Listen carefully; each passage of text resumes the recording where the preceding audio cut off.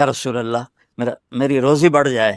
ایک وظیفہ اور بتاتا ہوں، جو یہ چاہے اس کی عمر لمبی ہو اور اس کا رزق زیادہ ہو۔ قناعت والی زندگی سیکھو، نماز سے رزق بڑھتا ہے۔ اور ایک حدیث سناتا ہوں، طارق جمیل صرف زبان ہلا رہا ہے، بات میرے نبی کی ہے۔ ایک صحابی آتے ہیں، یا رسول اللہ میں چاہتا ہوں میری روزی زیادہ ہو جائے۔ آپ چاہتے ہیں سارے؟ بولو۔ میں بھی چاہتا ہوں، میرا بھی دل کریں میری زمین نہ ڈھیر کپا ہوئے۔ ہم سارے چاہتے ہیں، یا رسول اللہ میری روزی بڑھ جائے، مجھے کوئی بتائیں۔ میں اپنے نبی کا وظیفہ بتا رہا ہوں جو ہر آدمی، ہر مرد عورت کر سکتا ہے، چھوٹا بڑا بوڑھا جوان۔ یا رسول اللہ میری روزی بڑھ جائے۔ آپ نے کیا کہا؟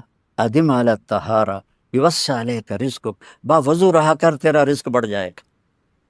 اور نہ یہ اس چکر میں پڑو کہ جادو ہو گیا، جنوں پھرولو جادو ہو گیا ہے، سایہ ہو گیا ہے۔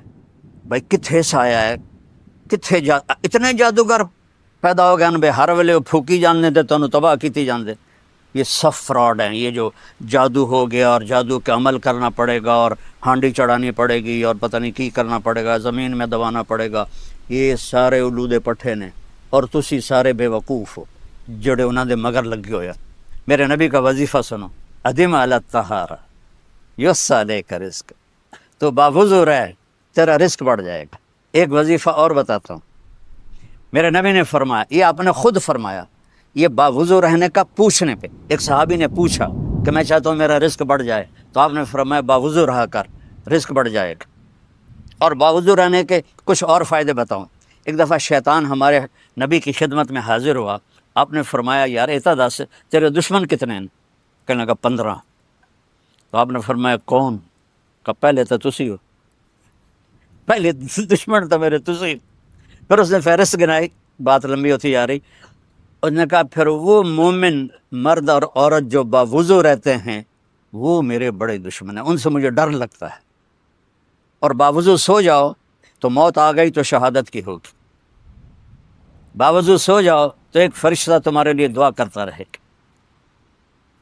باوضو سو جاؤ شیطان ڈر کے پیچھے ہٹ جائے گا۔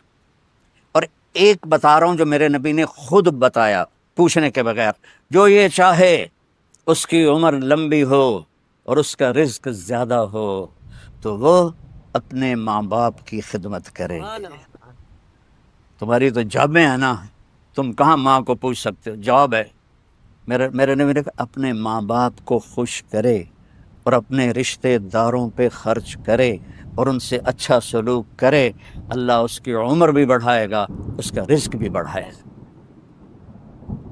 اور ماں باپ کی دعائیں وہاں پہنچا دیتی ہیں اللہ کی قسم جہاں کوئی نہیں پہنچ سکتا۔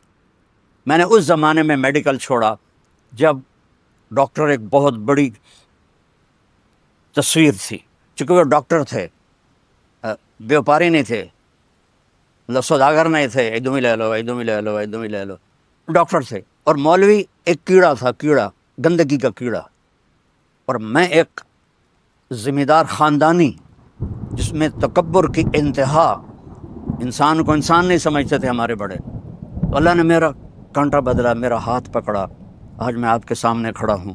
یہ اس کی مہربانی ہے، اس کا کرم ہے، اس کا فضل ہے، اس کا احسان ہے۔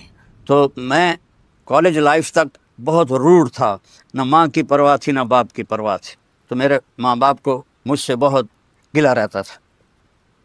تو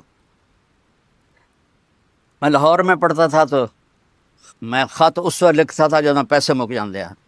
تو ایک دفعہ میرے باپ نے مجھے خط لکھا، بیٹا جب پیسے ختم ہوتے ہیں تو خط لکھتے ہو، کبھی ایویں بھی خط لکھ دیتا کر بھائی تیرا کی حال ہے۔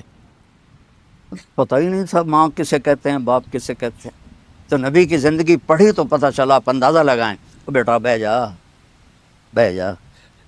میرے نبی نے فرمایا، یہ عورتیں بھی بیٹھی ہیں، کاش میری ماں ہوتی زندہ اور میں عشاء کی نماز کی نیت باندھ کے فرض نماز مسجد کی مصلی پر پیچھے نمازی ہوتے اور میں سورۃ فاتحہ شروع کر چکا ہوتا، الحمدللہ رب العالمین، اور ادھر میرے گھر سے میری ماں کہتی محمد، تو میں نماز توڑ کے کہتا جی اماں جان میں آیا، جی اماں جان میں آیا۔ یہ ماں کا مرتبہ بتایا. یہاں تو صرف پاؤنڈ کو دنیا جانتی ہے.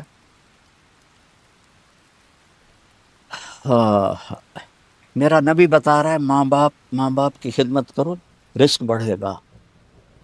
اپنے رشتہ داروں سے لڑو نہیں، اچھا سلوک کرو. عام طور پر رشتہ دار آپس میں سینگ پھنسے ہوتے ہیں، اور ہمارے ذمہ داروں میں تو ویسے ہی توبہ توبہ توبہ تو اسی لیکا چھک دیتا ہے. سمجھتے ہو اس بات کو؟ لیکا چھک دیتا کیا مطلب؟ کہ بس ہم نے دیوار کھڑی کر دی ہے، نہ اس کو ملیں گے، نہ اس کی شادی میں، نہ اس کی غمی میں، نہ اس کے جنازے میں، نہ اس کی میت میں. اس حد تک سنگین ہو جاتے ہیں. تو میرا نبی کہہ رہا ہے رشتہ داروں کی سختی کے باوجود اچھا سلوک کر، ماں باپ کی دعائیں لے، تو اللہ تیرا رزق بڑھا دے گا. تو جب میں تبلیغ میں لگا، مدرسے میں داخل ہوا، میرے والد اتنے ناراض ہوئے کہ مجھے گھر سے نکال دیا. 23 نومبر 1972. یہ تو مولوی بننا تھا، میرے گھروں نکل جا. 2 بار میرے والد اتنے جابر ذمہ دار تھے کہ لوگوں کے پیشاب نکل جاتے تھے جب وہ گرجتے تھے، تو درخت سے باندھ کے مارتے تھے. مجھے کہا، اور میری عمر کتنی؟ 18 سال. میں خود حیران ہوتا ہوں کہ ایڈی چھوٹی عمر میرے اللہ نے میروں کیویں ہمت دیتی. میں کہا نہیں، میں مولوی بننا ہے. پھر میرے باپ نے کہا اچھا نکل جا میرے گھر. 2 دفعہ کہا نکل جا میرے گھر. پھر جب اللہ نے میری زندگی پلٹی اور میں چھٹی میں آتا اور میں اپنے باپ کی خدمت کرتا، تیل لگاتا، پاؤں دباتا. نوکر ہوتے تھے، نوکرانوں تو ہوب نہیں نا، انہیں تو انجن کرنا ہوں. تو ایک ہمارے بزرگ لیٹے ہوئے تھے، ان کو لوگ دبا رہے تھے. تو کسی نے پوچھا حضرت کیا حال ہے؟ کہا جی بس میں صبر کا ثواب لے رہا ہوں اور یہ تھکن کا ثواب لے رہے ہیں. تو میں اپنے باپ کو بڑے دل سے دباتا، تو مجھے میرے باپ کی دعا لگی. وہ کہتے پتر